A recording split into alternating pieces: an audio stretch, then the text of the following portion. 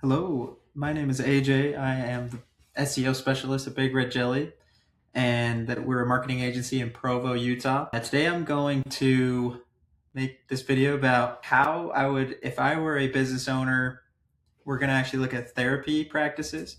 If I were a owner of a therapy practice, how I would go about thinking about SEO and how to make pages that actually will get organic traffic. So free traffic from Google. And I'm just going to walk through my thought process on how I'd go about doing that.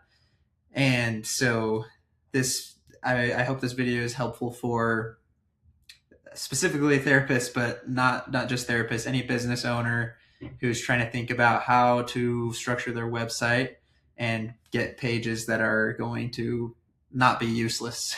So that is kind of the layout. So first thing I would do is, in the age of AI, I asked, what are some bottom of funnel pages a therapist would want? So if you're not familiar with this verbiage, bottom of funnel means like these people are more closer to the point of making a purchase rather than just like a research phase. You may hear like marketing companies making like blog posts. That's generally informational research. That what we, for this video, are focusing on is what are those pages that we should make for people that are a little bit further along in that buyer's journey.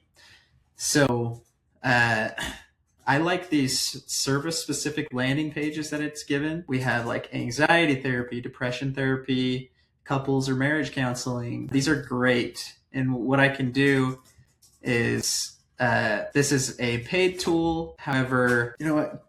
We can use Google Keyword Planner. That is a free one. Cool. So yeah, so this tool can tell us like how many people are searching this, because I don't want to start taking all this work to just build out a page that is like, actually nobody ever has searched for this before. So let's make sure that it's actually something that people search for. So we can start with, or we can paste these all in, and couples therapy is the other one. Teen therapy, something like that. And just take a look at what we see here. So there's definitely search volume for these terms, and it's really significant. If you do want a tool like SEMrush, is what this one's called, you're probably going to get a little bit more specific. As far as like, this is a pretty huge range, 100,000 to 1 million, so somewhere in that range. But really what we're doing here is just verifying that we have some keywords that are worth building. And so you also kind of want to find a sweet spot of a keyword that is not insanely difficult. So like, this has a ton of searches, that maybe that was a really tricky one. In SEMrush, if you do want to try it out, it's probably has like a free trial. You can go pretty specific as far as it'll tell you like out of 100 how difficult that keyword is.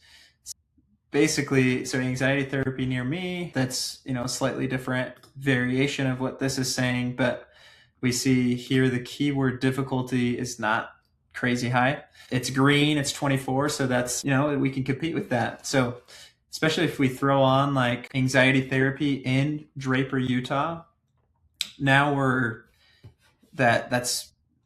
not competing against the whole world here. We're just competing for people searching for it in Draper, Utah. So that's a way we can think about what pages to build. So now all I have to do is go in and build out this page, and I can have Claude or ChatGPT help me write that content. We're just going to want to make sure that we optimize the page. So if we look at anxiety therapy Draper, see if so scrolling down to the pages here, nobody's targeting that exact keyword, but this one looks to be the closest, or at least not the closest. That's an oversimplification of how this works, but this is ranking number 1 right now for me. And so we see here's what we call the title tag, mental and behavioral health therapist, and they're ranking for anxiety therapist in this area. So we'll want to make sure to optimize that page. Sorry, I'm using a lot of jargon here, but put the keyword here. Here's another good place you want to put it, and talk about it in the copy. Let's see if so. Even though they don't have anxiety up in this main heading or in the title here, just having anxiety on the page in this case, and having not a dedicated page for it, but just having some information about it, it got them ranked in this case. So that is kind of just a little bit how I think through these things as someone who does SEO a lot. And so I would just encourage you to be thinking about it like this, like what are people searching that are like, they're looking right now, like, well, let's start there. Let's build out those pages and make sure that we have some opportunity to rank on Google for those. But anyways, yeah, so, and this is going to go for whatever industry you're in, pest control, maybe it's bed bug control, you'd make a page for that, things like that. So that is it. If you have any questions, let me know. And yeah, good luck with SEO. It's a challenge, but it's fun. So talk to you later.